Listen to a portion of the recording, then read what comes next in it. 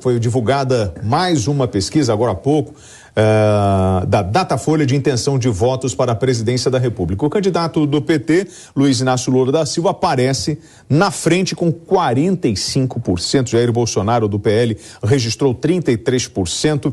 Ciro Gomes, do PDT, 8%. Simone Tebet, do MDB, 5%. Numa simulação do segundo turno entre Lula e Bolsonaro, o petista aparece com 54% e o atual presidente com 38%. O Datafolha ouviu 5.923 pessoas entre os dias 13 e 15 de setembro. A margem de erro é de 2 pontos percentuais para mais ou para menos. O levantamento foi registrado no TSE sobre o número BR 04099/2022.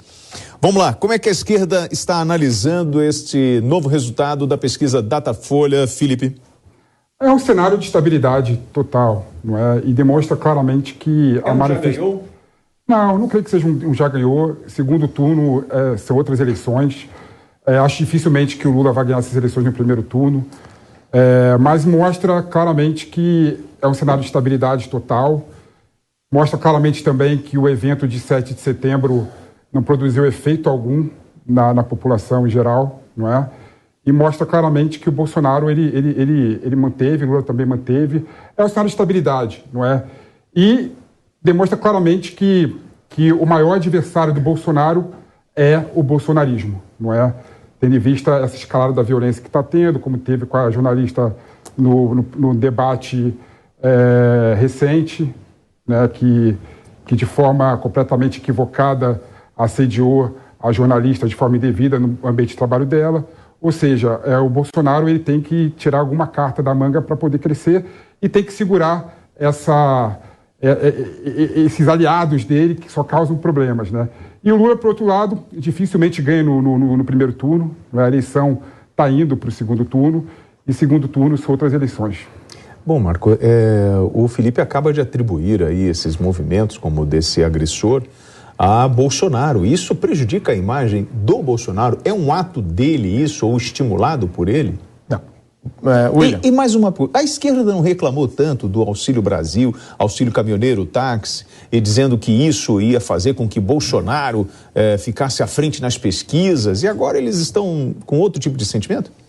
William, a esquerda vai usar qualquer discurso, na verdade. Eles não têm o menor apreço por honestidade intelectual ou por algum tipo de compromisso com a verdade, né? Então, você tem aqui uma situação... Colega de desempenho. Não. Eu tô falando que, na verdade, o Felipe, ele é vítima das circunstâncias nesse caso. Não, ele tá desleal intelectualmente. Não, desonesto. Mas eu não acho que ele foi desonesto. Eu acho que a leitura dele tá errada só pelo seguinte: a desonestidade intelectual é atribuir ao Bolsonaro o ato que teve lá no debate entre governadores, que tinha a ver com um candidato a deputado federal, que hoje é deputado estadual, que é o Douglas.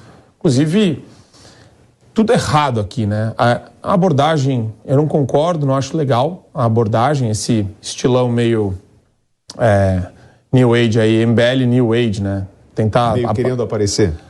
Isso daí me incomoda, eu não gosto disso. Não acho legal ser assediado em lugares públicos por pessoas que não gostam de você. Eu não faço isso, eu não faria isso com um esquerdista. Se alguém fizer isso comigo, para mim também eu não tô nem aí, acho que é indiferente, mas eu não acho interessante esse tipo de abordagem. Mas não teve absolutamente nada de agressivo, não teve nada de agressão nesse caso. Isso daí tem que ficar muito claro. A palavra agressão está sendo utilizada de maneira totalmente equivocada nesse ponto. Parece que o pessoal não sabe o que é agressão. Muito me espanta aqui um homem das palavras, que nem o Felipe Monteiro, um estudioso do direito, né, tratar de maneira tão atabalhoada assim o conceito de agressão. Para a esquerda tudo é agressão e tudo é violência, quando interessa para eles. Se não interessa para eles, nada para ver aqui. Mas isso reflete na pesquisa? Reflete, então, óbvio que não. Pesquisa, essa porcaria de pesquisa, você vai me desculpar, não dá para qualificar o Instituto Datafolha como uma pesquisa idônea, de jeito algum. Por quê? Porque faz parte do grupo. Como é que você vai confiar? Quer dizer, vamos separar. Cada pesquisa é uma pesquisa. Você pediu para falar sobre Datafolha, faz parte do grupo Folha, que tem lá Piauí, que tem lá o UOL, que você tem uma série de entidades vinculadas e pessoas vinculadas aí a um espírito totalmente antibolsonarista. Então, não goza de credibilidade, até porque o Instituto a gente já leu no ar, na época que eu estava no 3 em 1, a gente leu perguntas, o Serrão leu as perguntas que foram feitas. Você percebe o enviesamento das perguntas que são realizadas para as pessoas. Quer dizer, não dá para levar muito a sério. Sem falar daquela conversa que a gente tem na mesa de bar, que todo mundo sabe que política instituto de pesquisa é leilão, né? A gente sabe disso. Quantos pontos percentuais você quer, Felipão? Quanto mais próximo da eleição chega, né, mais cara fica a pesquisa. A gente sabe muito bem como é que funciona isso daí. Não, eu não sei. Você pode me explicar? Eu acabei de falar. Ou vocês estão comprando a pesquisa? É isso? Existe, claro que existe. Existem grupos de interesse. Eu estou comprando números. Exato. Existem grupos de interesse que compram números. E eu vou falar mais uma coisa. A picaretagem da pesquisa é tão grande que você trabalha com as teses perfeitas. É o seguinte, ele pode atribuir a qualquer coisa a subida ou a descida de um candidato. Foi a fala do Bolsonaro, foi aquele fato isolado, qualquer coisa. O pessoal pode inventar para falar, ó, esse foi o gatilho para subir, esse foi o gatilho para descer. É o crime perfeito. Porque daí chega no final, eles jogam todos perto da margem de erro e tá tudo certo. Ganhou dentro da margem de erro, acertou dentro da margem de erro. Mas não é o que está acontecendo, não é o que está acontecendo, Marcos. O cenário está estável. O Bolsonaro não está subindo e Lula está descendo. O cenário está Se você acredita estável. nisso, eu acredito no povo na rua. Eu vejo outra coisa. Uma questão que eu acho engraçada, né, que todo mundo sabe que o sustentáculo da democracia é a liberdade de imprensa, é a imprensa.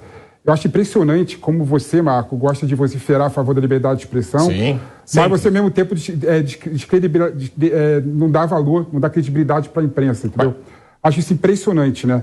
Em relação à Datafolha, eu sei que a direita, ultimamente, né? Não gosto de generalizar a direita, né? Eu sei que vocês, ultimamente, são contra a ciência, né? Haja vista a pandemia do Covid, né? Mas a estatística é uma ciência. Né? Há metodologia científica na pesquisa. Certo. Não é? E tudo aponta, né, que o Bolsonaro e o Lula estão estáveis. Né? E quando eu falo que não houve nenhuma alteração, né, eu estou sendo objetivo na minha análise. Porque quando você pega o que aconteceu da última pesquisa da Datafolha para agora, foram dois fatores. O primeiro fator foi o 7 de setembro, que não surtiu voto para o Bolsonaro. E o segundo fator foi aquela cena grotesca do apoiador do Bolsonaro, refletindo a violência política que nós estamos vivenciando hoje em dia, em relação a uma jornalista. Então, não, deixa eu só acrescentar antes de vocês.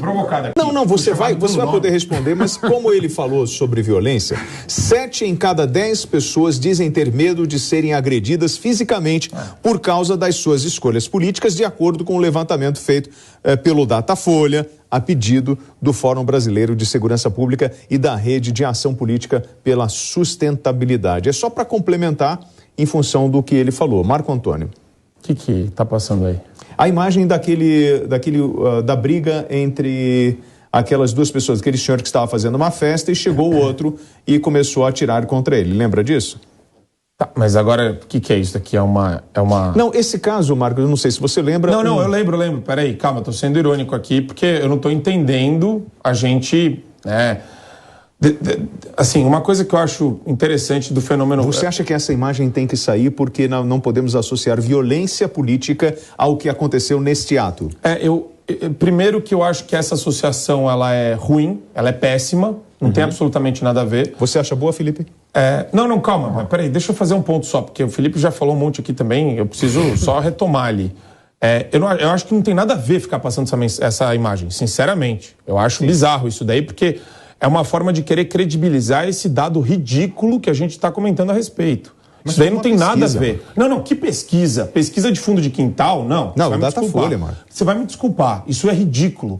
Esse dado é ridículo, você tem medo de ser agredido. Eles estão criando essa pseudonarrativa patética para querer inflar as pessoas contra o Bolsonaro, porque 95% dos jornalistas que se auto-intitulam de esquerda, eles fazem isso, eles ficam toda hora reproduzindo que o Bolsonaro é a origem do discurso de ódio. E daí eles querem atribuir qualquer caso isolado de violência à violência política. Tentaram fazer isso com o homicida, o cara que matou a mulher e a filha. E quando viram que não dava para associar o Bolsonaro por causa da tatuagem do Lula, pararam, desapareceu da mídia. Agora, você vai me desculpar, William, tem que ser muito trouxa para não enxergar o grau de manipulação da imprensa militante.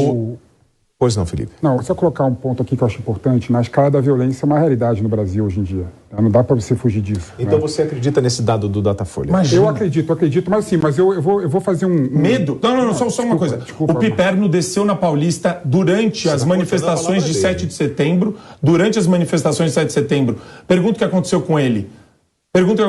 Não, mas... Mais de 100 fotos ele tirou com o pessoal. Sabe por quê? Porque esse discurso aí é hipócrita e mentiroso. O pessoal que veste verde e amarelo, ninguém está interessado em bater em ninguém. Agora, querer fazer essa vinculação, esse elo, é uma coisa muito oportunista e de mau gosto. São coisas completamente diferentes, na minha opinião. Vamos lá, vamos descer...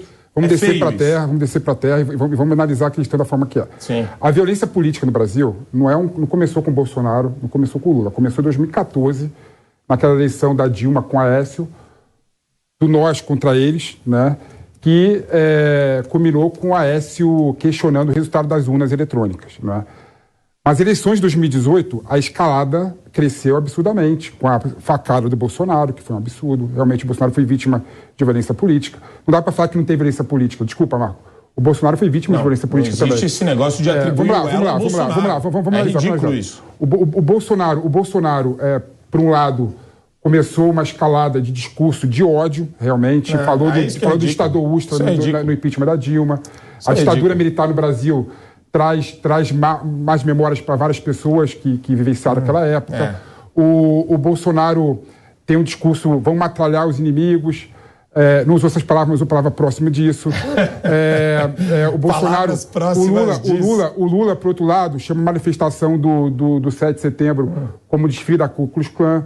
Ou seja, também, do outro lado, também tem o mesmo discurso que aumenta a escalada de ódio, não é? Quando você fala, por exemplo... Por que você vota no Bolsonaro para muitas pessoas? Inclusive, Marco, você vocifera esse lado, você fala, é o bem contra o mal. Né? Nós somos o bem, só tem dois lados, o bem e o mal, a liberdade e a ditadura. Quando você coloca o discurso nesse sentido maniqueísta, né, você acaba incitando ódio. Você acaba fazendo que a pessoa... Eu custo acreditar que uma pessoa do Nordeste que teve a vida melhorada no governo Lula... pensa na ditadura socialista, né, que tem memória recente do governo Lula. Eu custo acreditar, por outro lado, que o pessoal aqui de São Paulo, né, a pessoa que trabalha comigo na minha casa, era bolsonarista. Vou falar que ela é fascista, por outro lado. Não existe isso. Mas o discurso de ambas as partes produz violência. Não tem como falar que não produz violência. Felipão. A escada da violência está aí. Com calma, tá aí. Vai. Respira. Eu tenho medo de ser agredido na urna, pelo que eu vocifero também. Não, bobagem. Nem vem com essa. Quando você descer pro planeta da Terra, ele colocou um chapeuzinho de alumínio em você, Marco.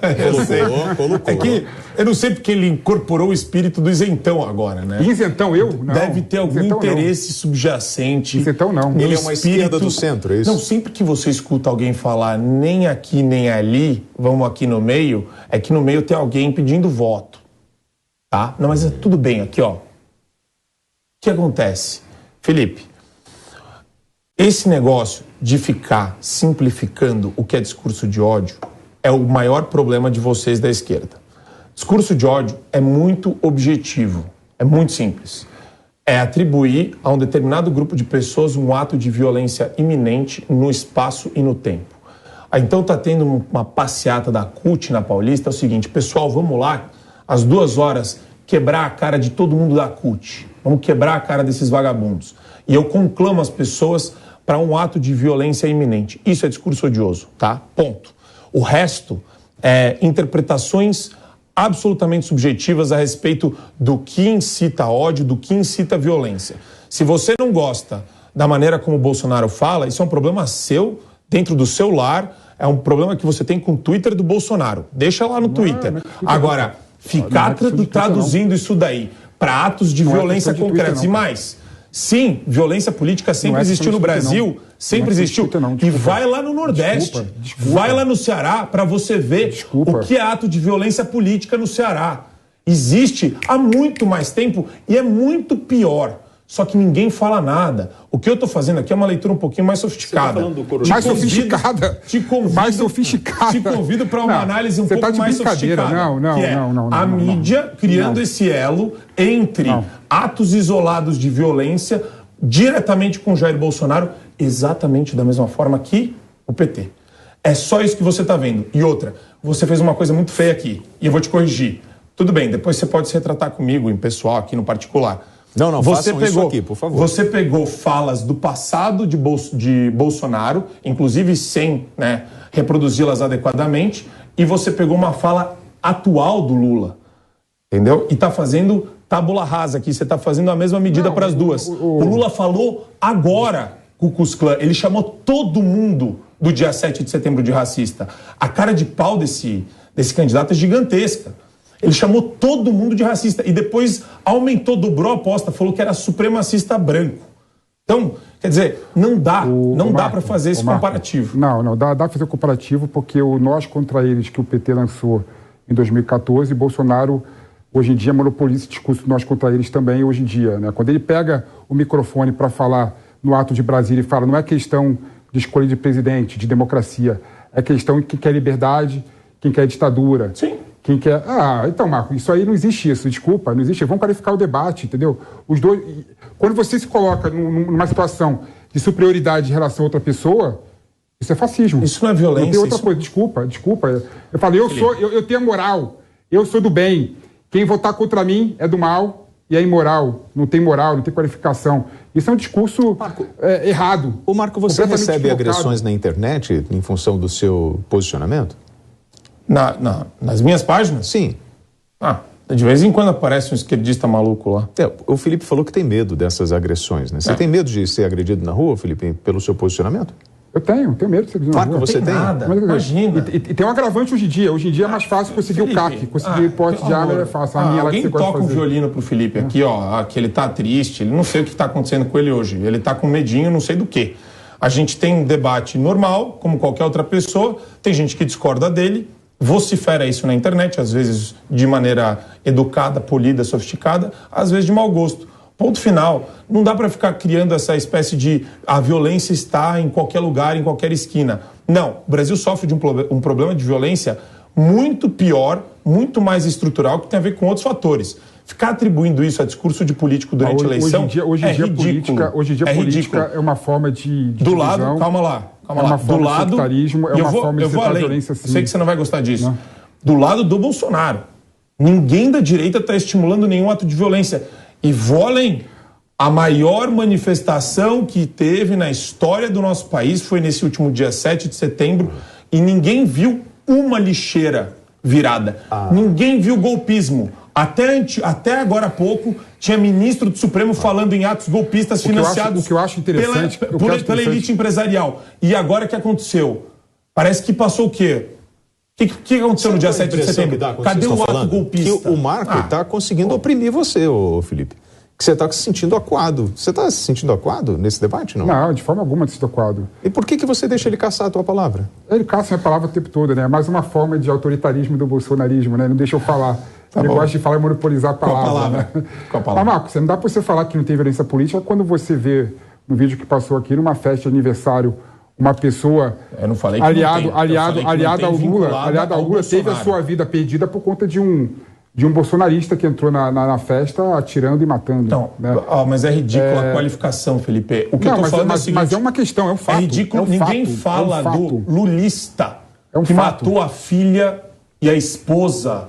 Ninguém fala lulista. Se você falar para mim, se você falar para mim, vamos lá. Se você falar para mim que a esposa do tal lulista que matou era bolsonarista, eu vou estar do teu lado. Realmente tem também uma violência semelhante do lado do Lula, mas não foi por isso. O cara matou a mulher porque era... Mas, Felipe, o grande ponto aqui, vamos abrir os seus olhos. Talvez agora, maníaco. Vamos lá, momento de catarse coletiva. São coisas diferentes. Momento de catarse coletiva. Felipe, ele matou por conta do Lula a mulher e a filha? Obviamente não. Então pronto. Obviamente não. Resolvido o assunto. E o outro lado lá? O outro cara também. A gente não consegue atribuir essa vinculação esdrúxula. É patético você virar e falar, ele matou porque o Bolsonaro faz um discurso de ódio. Há uma vinculação.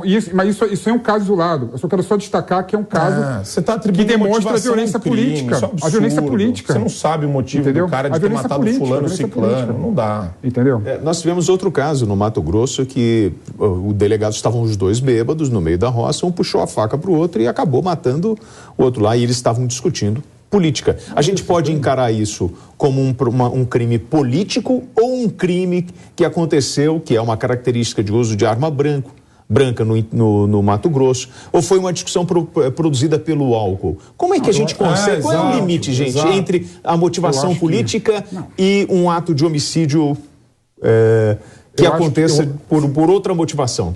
Sinceramente, eu acho o seguinte, eu acho que claro, que o álcool exponencializa a violência, né, muitas vezes, né? Mas eu acho o seguinte, eu acho que não tem como negar que a violência por conta da política está aumentando no Brasil.